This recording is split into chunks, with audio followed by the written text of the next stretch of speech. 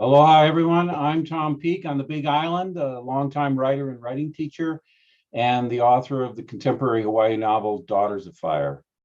I'm very excited about today's featured author, Marya Waifoon Schwabe, and her extraordinary new memoir, Road to Freedom, a journey from occupied Tibet, the true story of the search, discovery, and escape of a reincarnate Lama.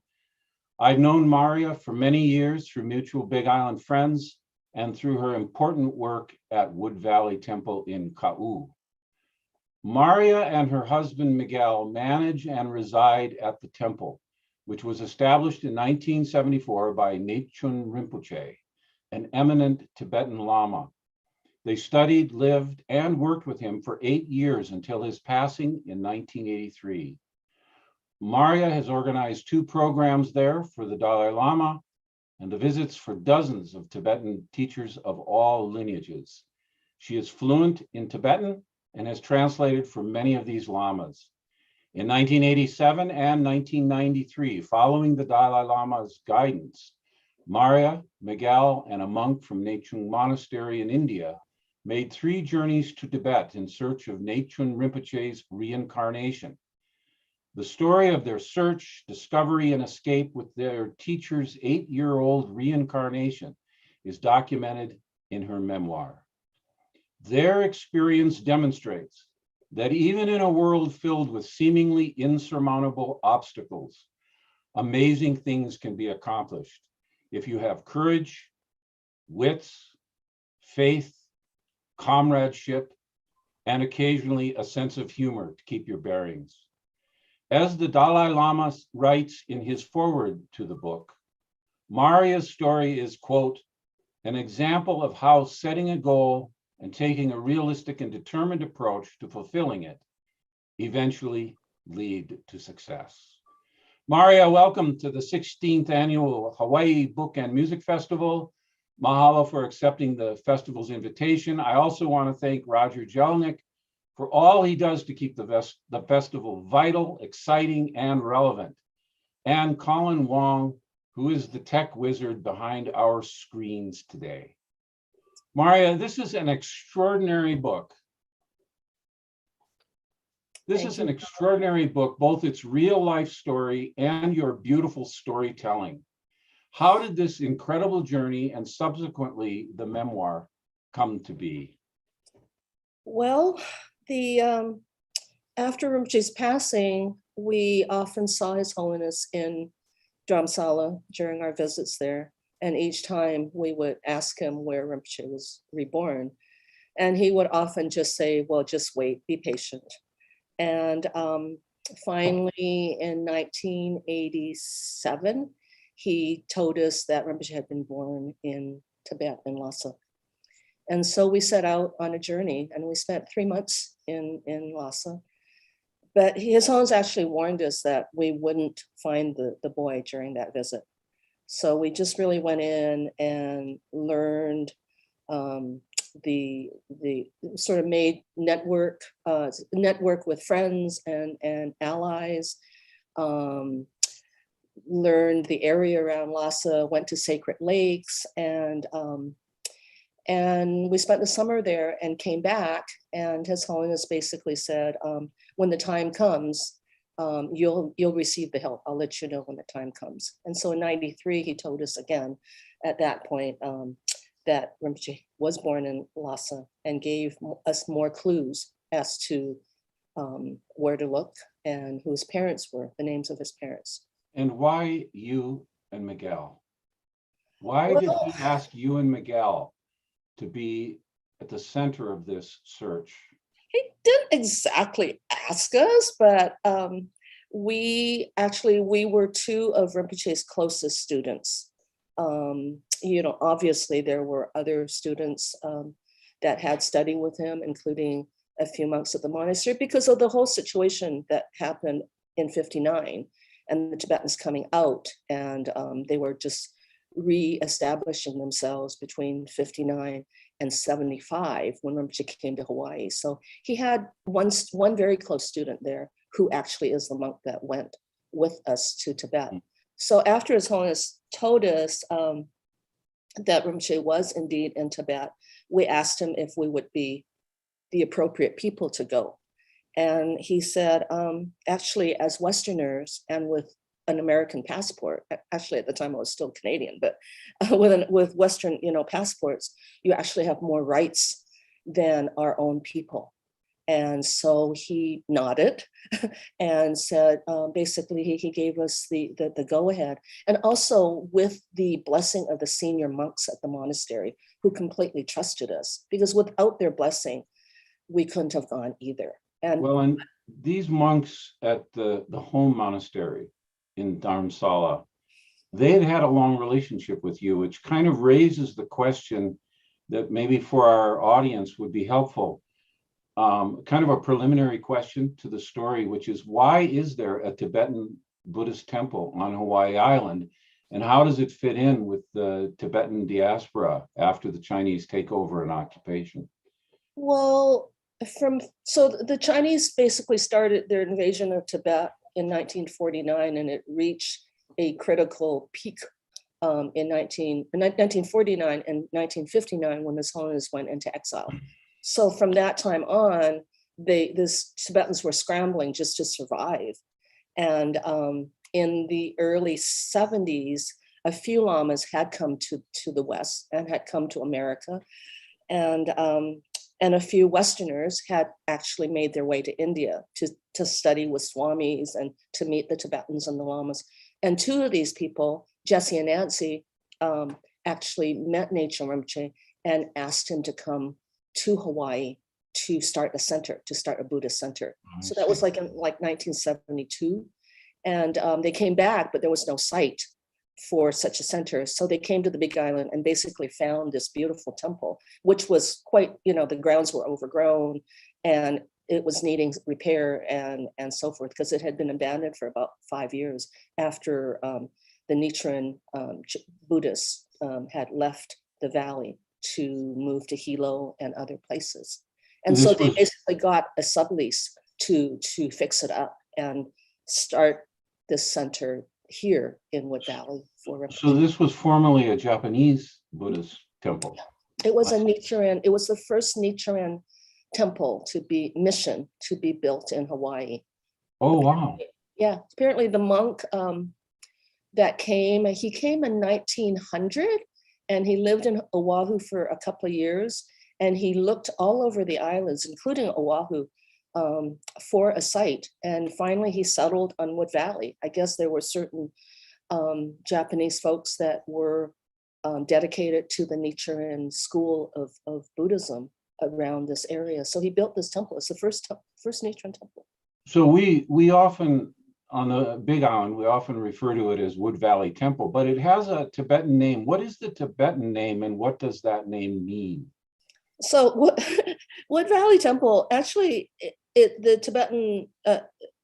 Tibetan name is Nechung Dorje Drayang Ling, but most people really can't remember that. So often we'll say it's Nechung, because in Tibetan, that's an easy word to remember. And most Tibetans, if you mention Nechung, they would know the monastery, because it's quite a relevant and important cultural, has important cultural relevance in for the Tibetans.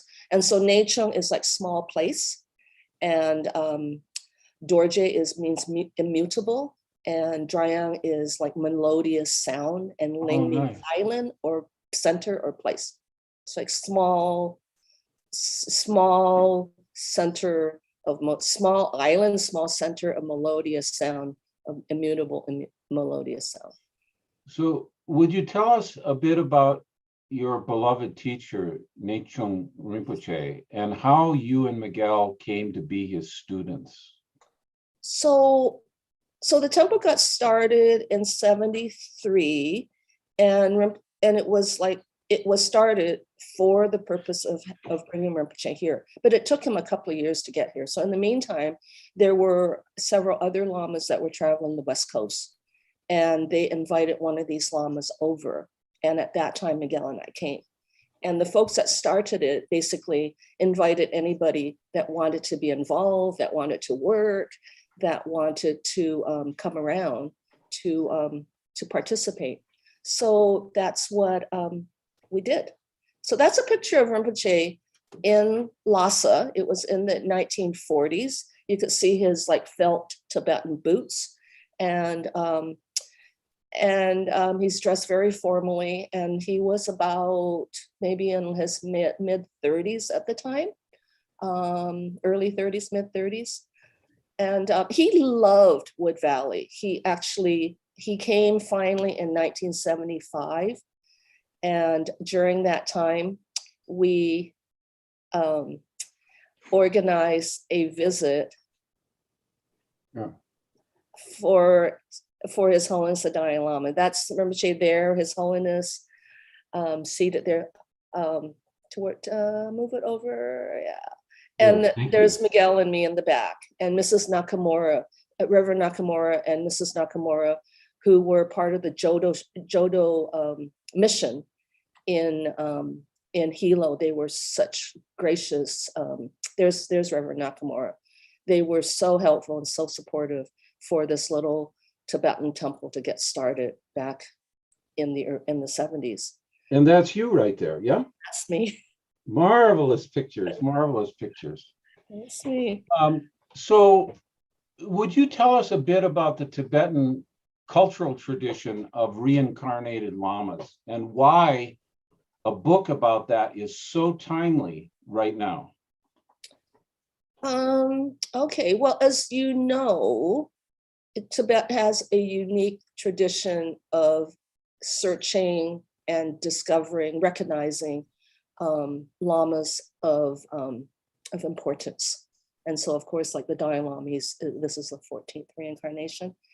And so there's a whole method, there's like different ways to find these lamas, to find the reincarnations. But usually the search party is only kind of limited, like confined to members of the Tibetan community and monastics, or members of the Lama's household, which Miguel and I were part of his household here in Hawaii, and since we met him. And including this monk that we went to Tibet with, he was also in Rinpoche's household, as was Debla, the monk that we lived with. Okay, so I mean, household just meaning, like students and also those that just work with the Lama.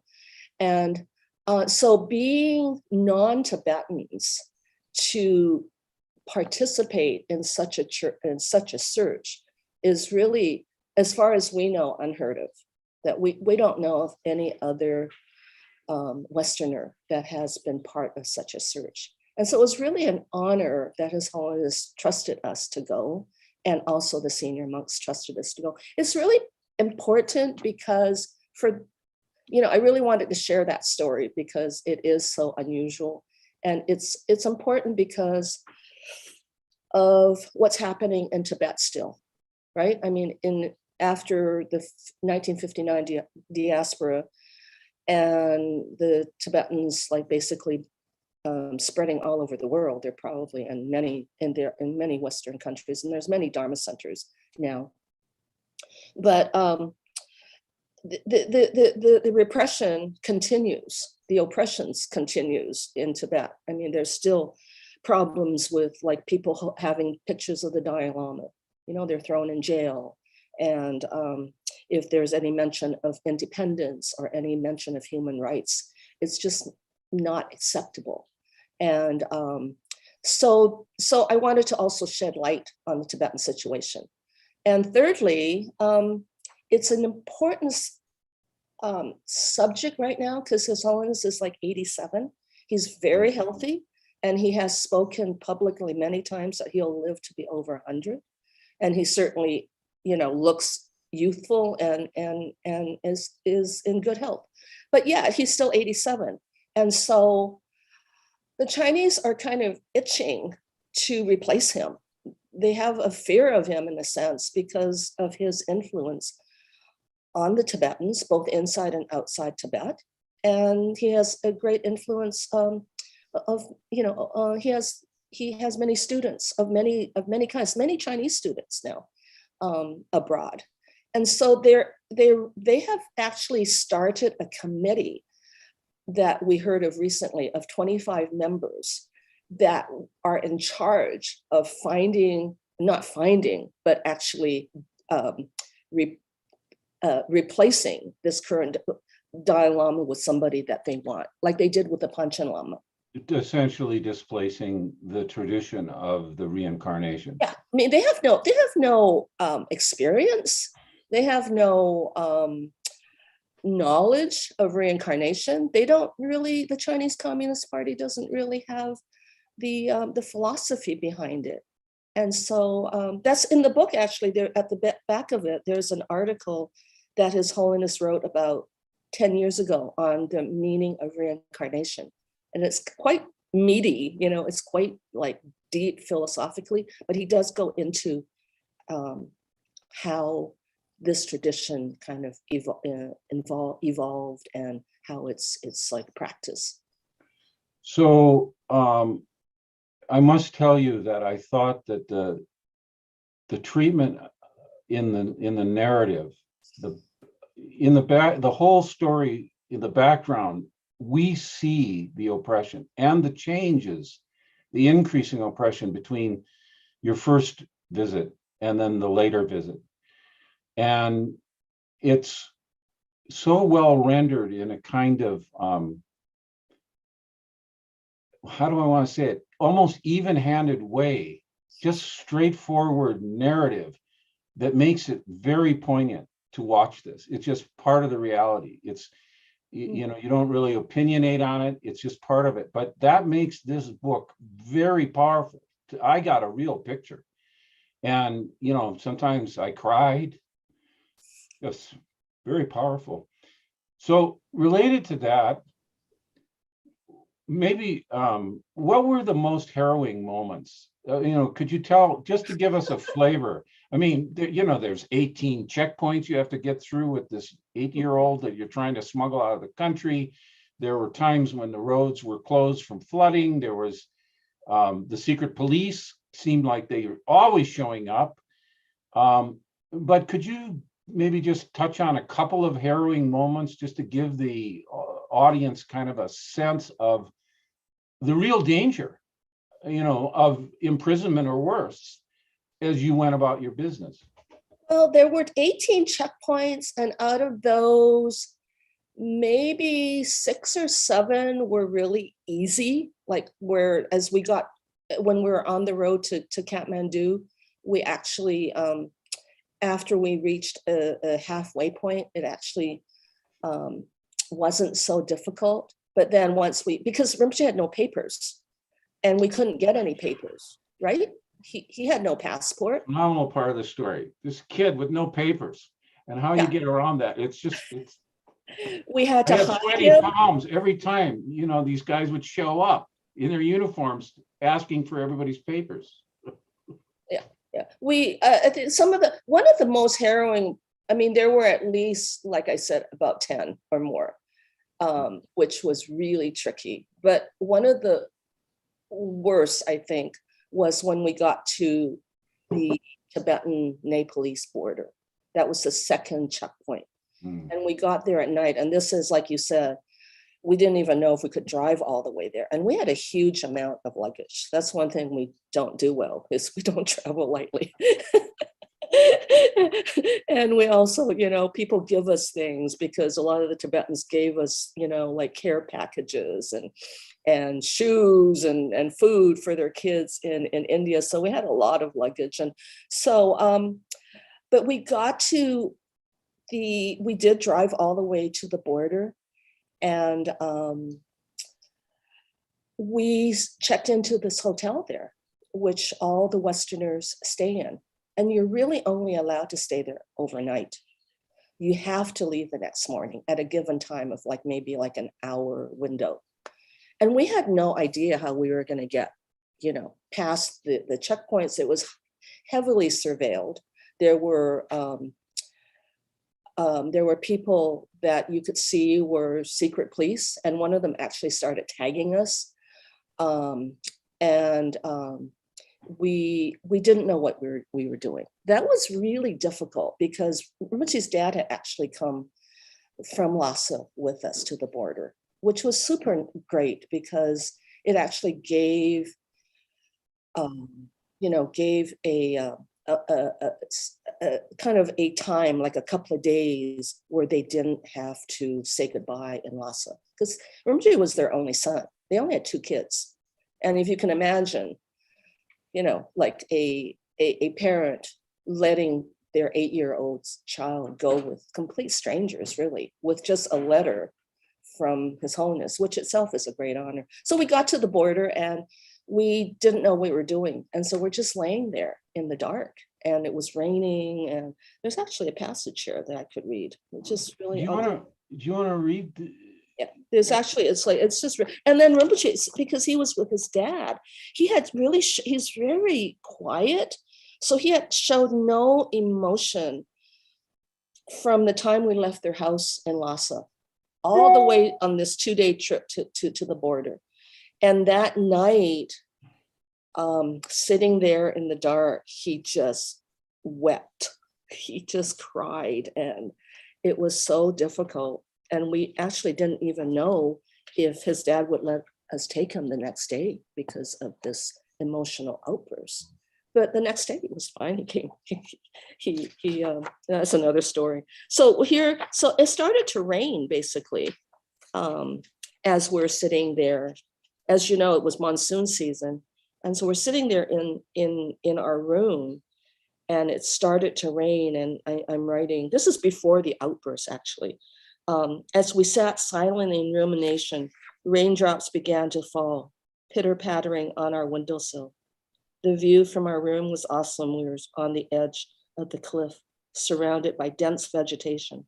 Clouds rolled in, enveloping the valley and gorge below us, seeming to reveal ethereal goddesses dancing in the grottos and mists. The rain steadily intensified. Before long, the heavens opened up, releasing a seemingly infinite reservoir of pure water. Flashes of lightning and the occasional roar of thunder charged toward us from the distance.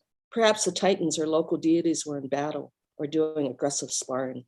We took the impending storm to be a positive omen of purification and cleansing in preparation for the new day.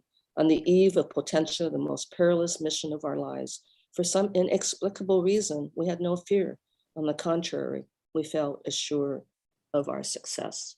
And then there's another part where I go into how Rinpoche's weeping, and but I can read that if you want, or it's Go ahead. up to you.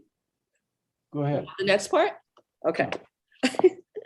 Okay, as the evening wore on, the ramification of the imminent separation hit Rinpoche as he realized the radical change he was about to face.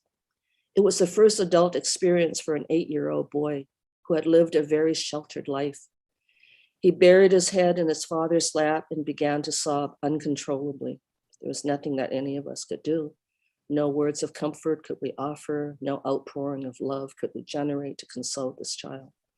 Only the warmth of being in his father's arm could soothe the pain.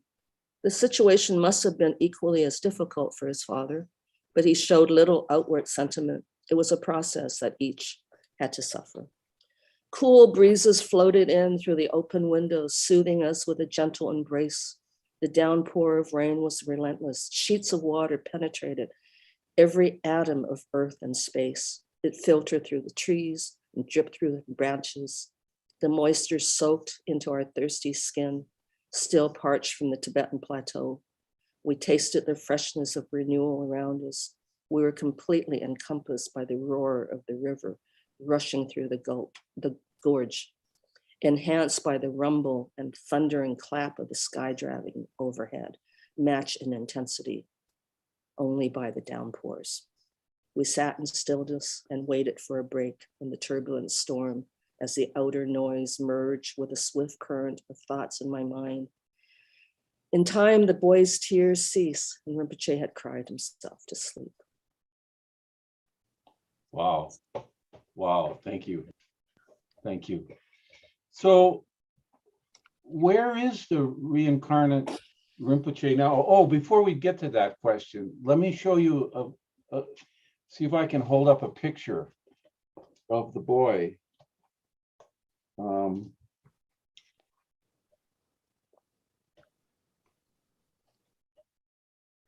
Yep. Can you see that That's okay? the day that we met him.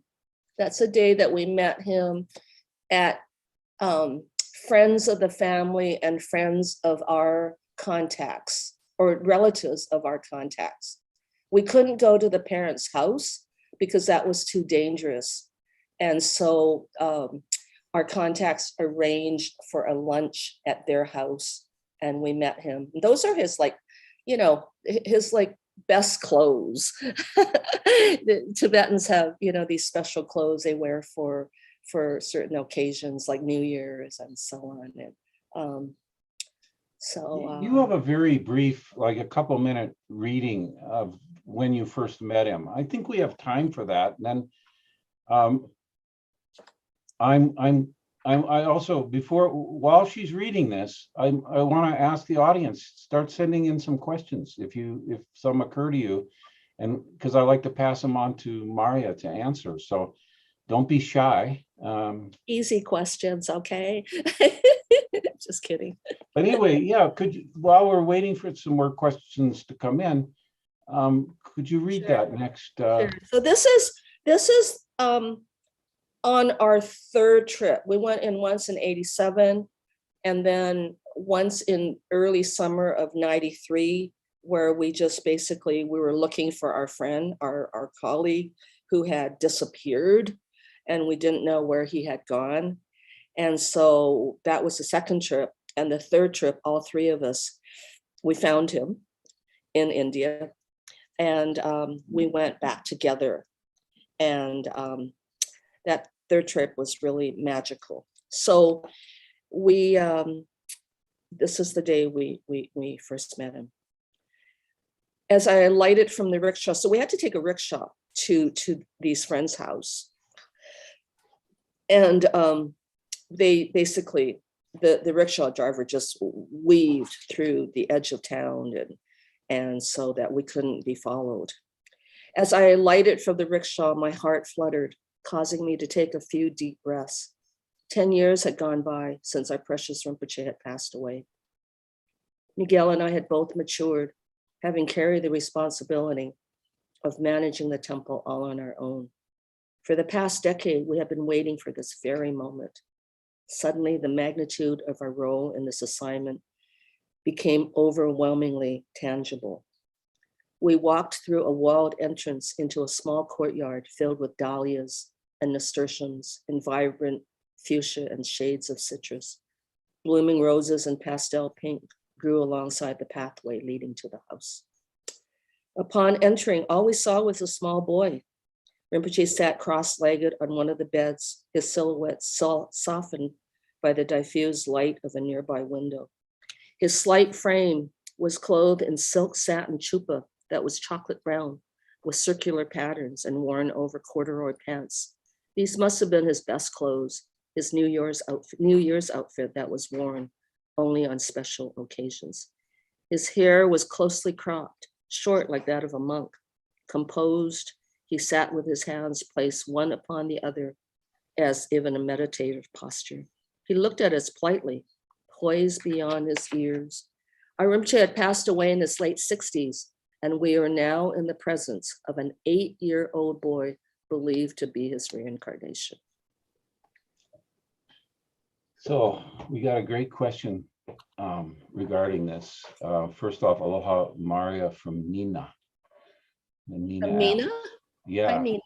Hi, Nina. And Nina asks, how much did the boy understand what was going on and what lay ahead of him?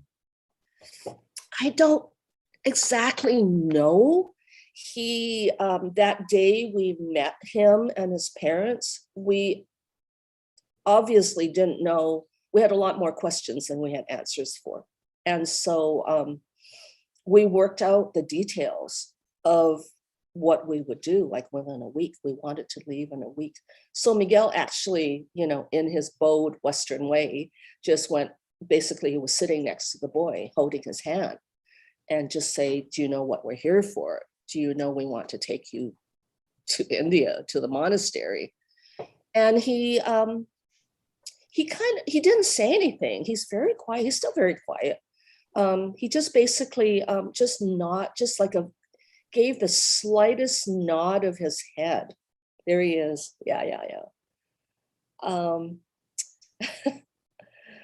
And then his parents basically, they had thought to send him away to Beijing, or perhaps to a monastery in Tibet, or Beijing, to send him to school in China, because he was quite, they felt that he was scholarly, like kind of had good scholarly abilities. So I don't exactly know. And as we went, like I said earlier, when we went on the 2-day road trip to the border, he really didn't say anything. Honestly, there was not one sound that came out of him. He didn't breathe a word until he started crying at the border.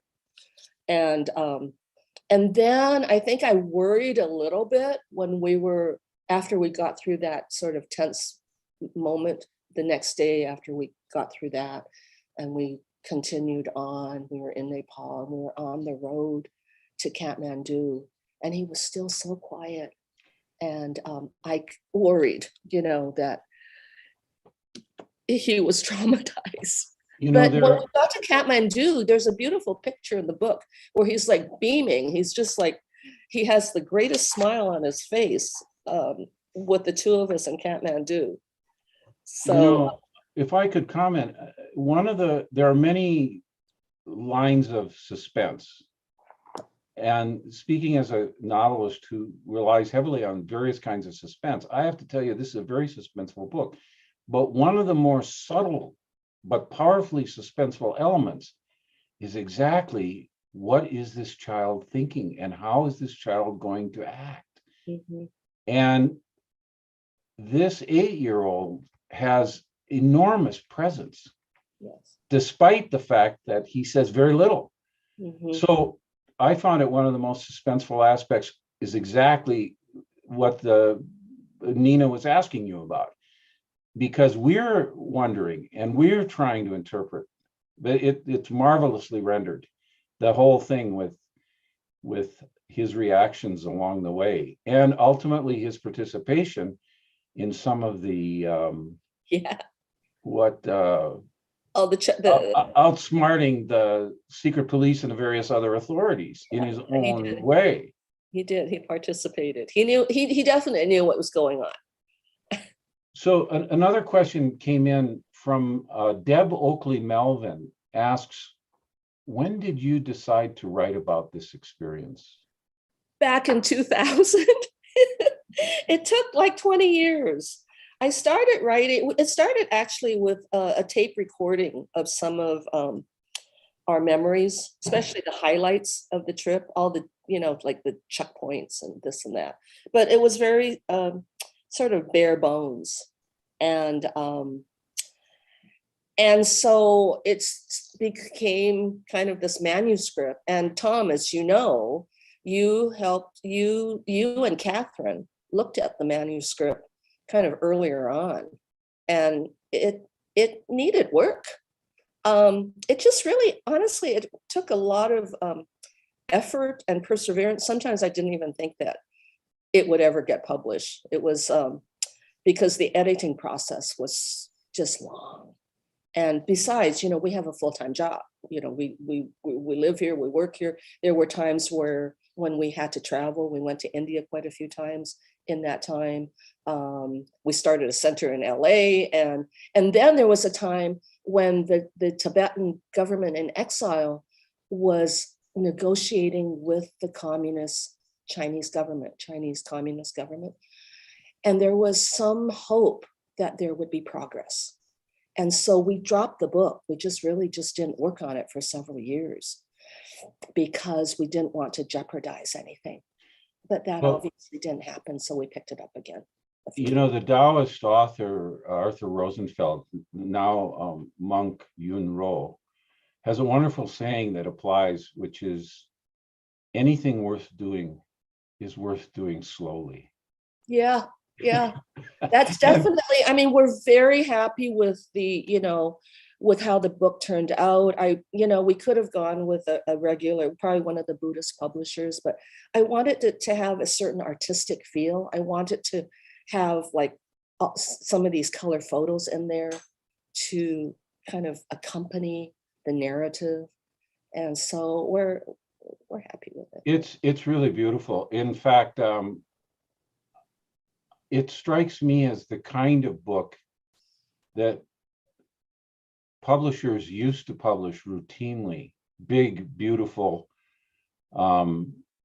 elegant books, which now they don't want to do because it costs too much money and they have to talk to the stockholders who own the companies. But it's in that way, it's kind of a throwback book. It is absolutely just a delight to turn the pages. So another question came in from Maryland, Hawaii, has a question. What first drew you into becoming a follower? I think it's karma. It's actually, when we first came to the temple, as I said earlier as Tom said, in 1974, we were living in Kona and we were doing our own thing, meditating, doing our own home, our own meditations and doing some yoga. And, but one day at the local health food store, we saw a poster of this Lama saying that he would be in Hilo at the Hilo Meshuen, and I think I said Jodo Mission. So it's actually the Hilo Meshuen, and that he would be at Wood Valley. So we decided to come because I had actually seen that Lama in Vancouver and went to one of his lectures in Vancouver. So I remembered him. And so we came and we didn't expect it to be, a lifelong project. It just turned out that way. But I think like what I mean by karma is when we came here and Jesse and Nancy said that there was a Lama coming in a year that was Nechung Rinpoche, it was almost like bells ringing. We just got really excited and wanted to be here. We wanted to be here when he arrived. And so within a few months, we moved to the Valley and we started studying with him. And there weren't that many students. I mean, there still aren't that many, because of our location. So and then when Rinpoche arrived, he didn't speak English and we didn't speak Tibetan. And so we had to learn. And so that was a process. And he was just the greatest teacher. He just loved to teach. He loved to teach Tibetan. He loved to teach the philosophy. And he taught in such a simple, matter-of-fact, natural way that 8 years passed really fast. So another question has come in from Sasha. Getting back to the harrowing moments, Sasha asked, so what happened at the border? How did they get Rinpoche through with no papers? At the border, that border that I was talking about. How'd you get him through with no papers? Honestly, because His Holiness had told us in 87 that when it was the right time, we would be successful. We completely believed in that. And we also got told by a number of trusted allies in Tibet, like a couple of lamas who told us, you need to leave right now, but when the time's right, you come back and you will have the help you need. So we just kind of had that confidence, had that belief. And so the next day, we had nobody to help us. We were just kind of didn't know what to do. We were trying to stall for time. Like I said, we had a tail on us, this Tibetan guy that was obviously a Chinese lackey. And he was pounding on our door and telling us that we had to leave. And so I pretended to be sick. I just like threw over the covers and just moaned. And Miguel's going, look, my wife is sick. We have to stay here another day maybe. And he's going, no, you have to leave. And so at a certain time we went upstairs and we happened to meet these two Nepalese boys. And also our colleague, the Tibetan monk, met this Tibetan man who was a tour guide, and he knew this tour guide. So it's all the right circumstances. So we were able to work with these two Nepalese boys, and we were able to go and ride with the tour that was with the Swiss group, two of them which were Swiss Tibetans, and who actually had gone through a similar thing when they were children. So we were able to maneuver our way out of that situation. But that was another thing. Like Rinpoche, even though he's quiet, like you said, Tom, he, and going back to the previous question, once he parted with his dad, and we had these two Nepalese, there was one was a teenager, the other one was probably in his early 20s. They had to walk him past security. And he was in this bright yellow sweatsuit. Like, honestly, it wasn't like a clandestine, moment. He had a bright yellow jacket and sweat and pants on. So when we were standing there with the Swiss Tibetans and this group, we caught sight of him coming down the road with this Nepalese man. And he was walking just like the previous Rinpoche, almost in the same stride with the same confidence. And it was just really, touching. And he had just the confidence to walk past all of the security and walk down the road. And I guess because he was a local boy with these two Nepalese porters, the security didn't really look twice. So the other thing that struck me when I read it is, and as someone who's lived in Hawaii for many, many years now, over 3 decades, magical things happen. Yeah. And Westerners don't always have a place in their, at least in their left brain, to acknowledge that. But one of the things that comes through is it's filled with those kinds of things happening, that those of us who've lived in Hawaii a long time, and especially Keiki Kaina or Native Hawaiians who are from here, that they know that that's part of reality. Mm-hmm. And it comes through again in a very matter-of-fact way throughout the book. But that's another one of the underlying themes that I found very interesting in the book, and that I think people in Hawaii, particularly Native Hawaiians and Keiki are going to appreciate. They'll resonate with it. It is a part of the reality that people here know. And that's part of the answer that came to my mind when Sasha asked the question. We're getting some more questions.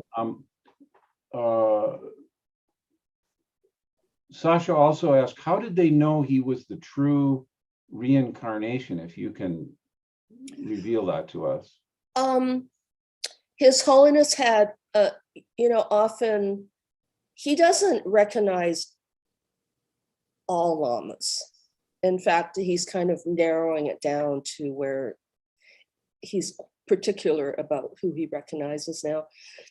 So, but because Nechung is quite connected with the succession of Dalai Lamas, it's like I said earlier, it's quite an important monastery, and it's the monastery of the state oracle.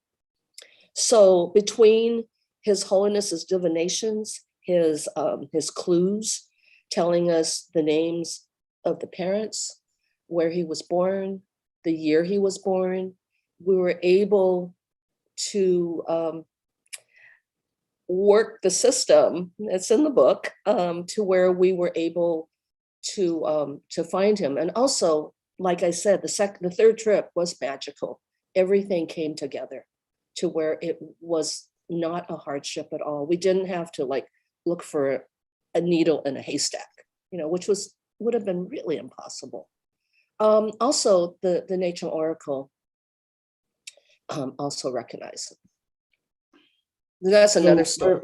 I don't wanna- Excuse me. So where is the reincarnate Rinpoche now, and what is his current role?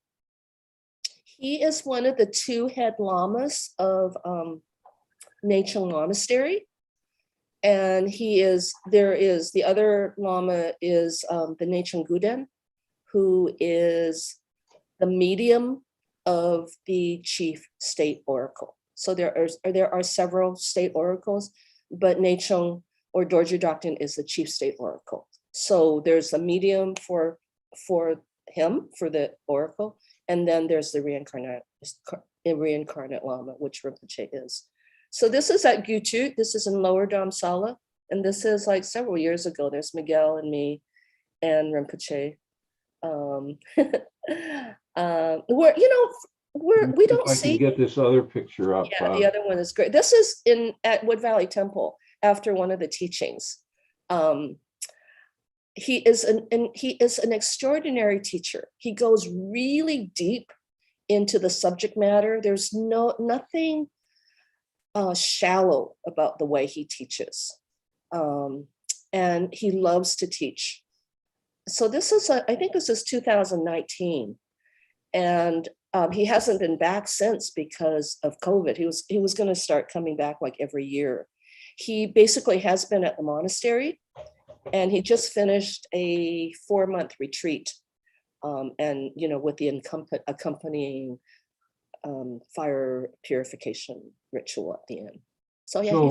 So Chris Werner asked this question. Hi, Chris. Maybe you could say a little more about it. He's asking, or he or she, I'm not sure, when might Rinpoche visit Hawaii? And do you think he might ever take residency here? We are hoping that he will come back next year. He does have a longer, he does have the remaining 6 or 7 years to a 10-year tourist visa. So he does have that. And we do hope to get him a longer visa to where he can get a green card and so on.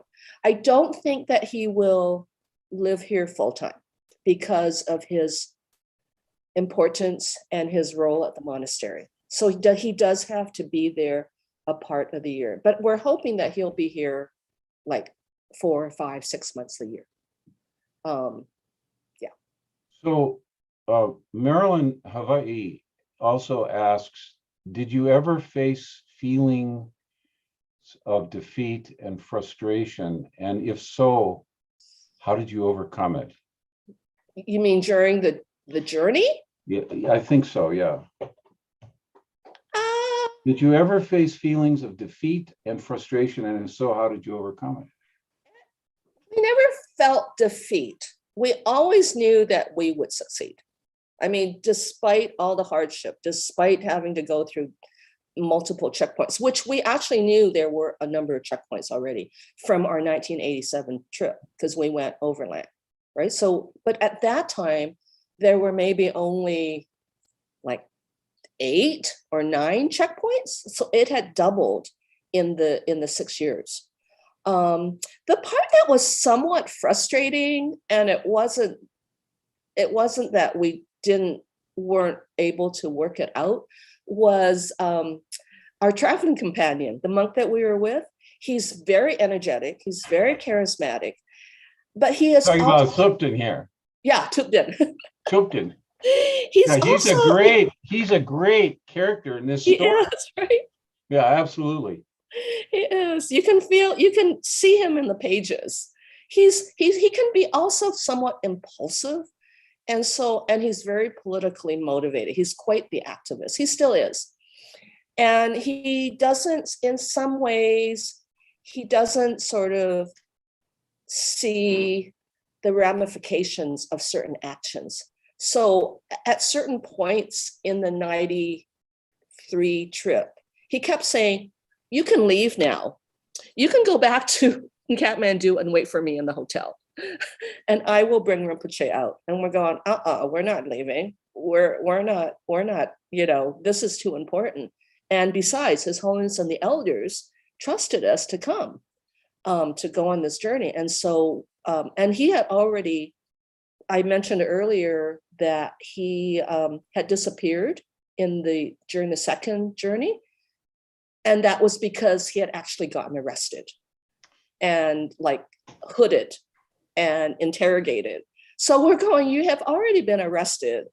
And so we're not leaving you with our precious Rinpoche. And so we kind of kept to our goal of sticking to it. And he was okay. He was so amazing, really, because it was really through his contacts. And it took 3 of us to really get this job done. But besides for that, there weren't that many frustrations.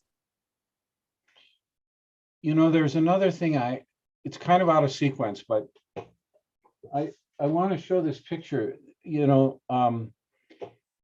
Hawaii has a high sacred lake on Mauna Kea, and you trekked several days to reach 2 revered sacred lakes high in the Himalayas, including what you called was a visionary lake of Latso. Could you tell us about that lake, its spiritual significance, and your experience there? There was actually a lot of lakes, we were told, in that area, including a lake, like lakes to the 21 Taras, which we never went. But this lake is Lama Latso. It's kind of the main lake. And it's about 90 miles southeast of Lhasa. And it's in a very remote area. It's in a restricted area. So now it's in a restricted area. So very few people are able to go. And we had to, again, pass through a lot of checkpoints before we got there. But circumstances, were with us. And through Thupten's contacts, we were able to ride in a car that had all the right tags to go through all these different checkpoints and go into this restricted area. So this lake is at about 17,500 feet, 17, yeah. And we rode horses up there the first few days. We went with some other people. This lake is significant because this is where, back in the day, before 59, the search parties would go in their wish for a vision. There's Miguel on his horse, a little Tibetan pony. So before 1933, the previous Dalai Lama had passed away. And so there were some search parties of the Tibetan regent that went up to this lake. And as I said, it's kept, especially looking for the Dalai Lama, it's like kept high secret, like big secret. And so they went up there, and the regent had some visions. He saw letters in the lake. He saw letters A, Ka, Ma. And he also saw like a monastery with like jade green and gold roofs, like a very large monastery. And he also saw a house with a turquoise tile roof and a little boy and a spotted dog in this lake. So they took the meaning of the letters Akama to be Amdo, which again, there were other signs that His Holiness the 13th had taken reincarnation in the eastern direction, in the east. So they went towards the area called Amdo. So that's like Ah. And then Ga, that could very well mean Kumbum, which is the monastery Kumbum. It starts with Ga. Or it could mean another monastery, which is Gama. Gama could also mean the monastery of Karma Robid Dorje, where the 13th Dalai Lama had been before, left his shoes, and so on and so forth. In either case, it was in that direction. And so they went in search for the little boy, and they found him. They saw this, they found the monastery, and they went to this house with the spotted dog, and he was able to recognize the possessions of his predecessor and other, other signs. That whole thing with the sacred lakes is again another, one thing I would like to say is a person doesn't have to be a Buddhist or even have much knowledge of Tibet to really enjoy this page-turning, beautifully written book. I mean, it was a great relief to be in Tibet as a relief from being in the pandemic, and it's a marvelous escape. Someone else has asked here, in light of some of the comments that you've made, do you think there is anything people can do to help the Tibetan people survive in the face of Chinese oppression? Excuse me. That's a really good question. Tibet is really important in its relation to the world, in its environment and climate change. I mean, just because of its location and the number of glaciers that are up there. And so the survival of Tibet actually means the survival of a lot of, of peoples in that Asian area. There's obviously there's active groups. There's a group in Washington, D.C. called International Campaign for Tibet. That's a good organization to get linked up with, because they keep up with all the news of what's happening in Tibet. I think it's just really keeping aware, being educated, keeping up with what's happening there. There are a lot of, it's difficult. It's difficult because the Chinese have this iron grip on Tibet. They have all the resources, they have access to all the waterways, all the rivers that they've diverted and dammed. And they have access to all the minerals. And they've been there for like 60 years, 70 years? It's like, it's so long.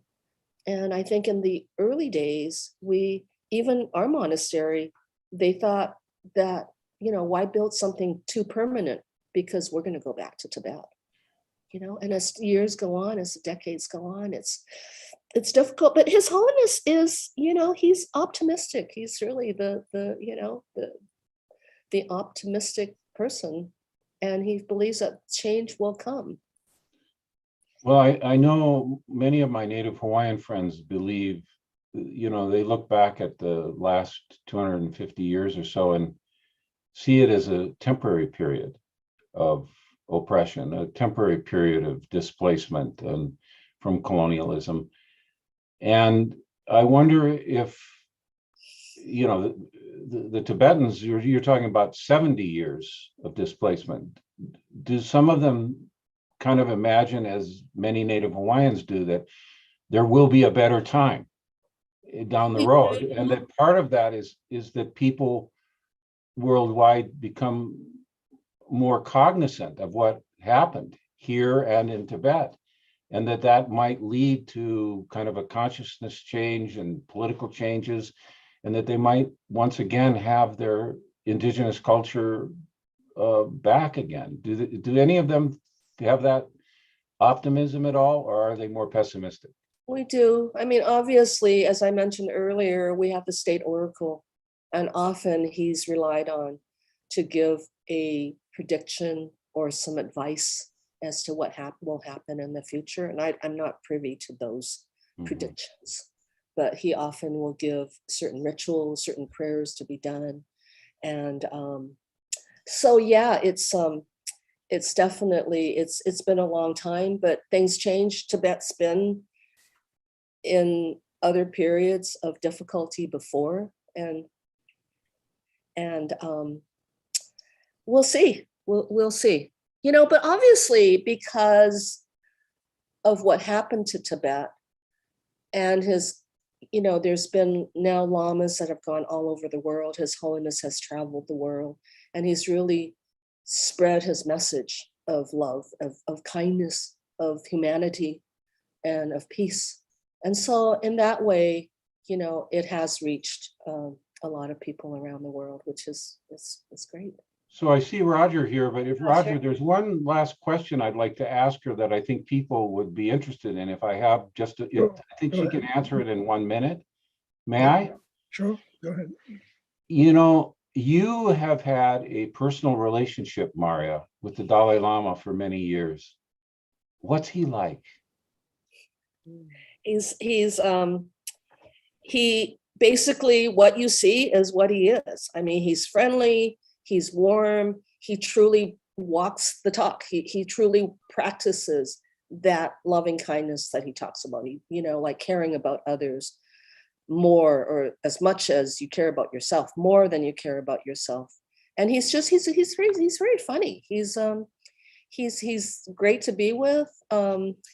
We've known him since we met him in 1979, and having hosted him here, we got to spend some time with him. As he's been with other centers and other places in the country as well. So I forgot to, you need, before we sign off, please tell us where we can get your book. And I think Colin has posted the website for that lists some of that, but we know basically books in Hilo and Kona stories in Kona, and I think the shop in Kaimuki if you're on Oahu, and where else?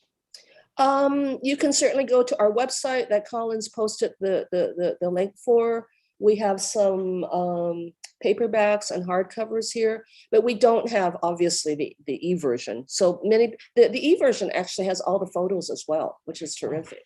And it's really affordable if you don't mind reading it from a device. So, and obviously, Amazon, Well, but there's many bookstores like Powell's in Portland, Banyan in Vancouver, BC. There's a lot, even Target, I saw it on their website. There's many places, and there's like about 10 or 20 places where you can get the ebook, including iBooks. Apple. We have to wrap up. It's been a marvelous conversation. Thank you, Marya, for doing this. Thank you, Roger, for inviting Marya to do this. Thank you, participants, for the wonderful questions. We got to almost all of them. I'm sorry, a great one came in at the end, but it's going to have to wait. So, Roger, thank you so much. Thank you so much for inviting us and to participate. And thank you for sending me the book, which I really look forward to reading. I suspect it's probably also at Barnes & Noble here in Honolulu. It is in Barnes & Noble. I don't know if they carried it in the store though. I went to the one in Seattle and they said, it's online, but we're too small. Generally at Barnes & Noble, if it's something local, they'll keep it there on the shelf for years. Oh, that'd be good. So, anyway, thank you very much. It was fascinating, and maybe it'll become a sequel. We'll see. Actually, the next book is going to be all about the temple and its history and all the lamas that have visited, and probably more details of His Holiness's visits. That should be really interesting. That have been involved. But really, thank you so much for inviting us. Take the Dalai Lama. This is available now on the Better Tomorrow speaker series YouTube channel, and then it'll be edited into a highlights version as well that will be up on our website for at least another year. So, and it's also on our Facebook site. So lots of ways to see this wonderful talk. Thank you so much, Marya. Mahalo. Thank you, Tom. Thank you so much.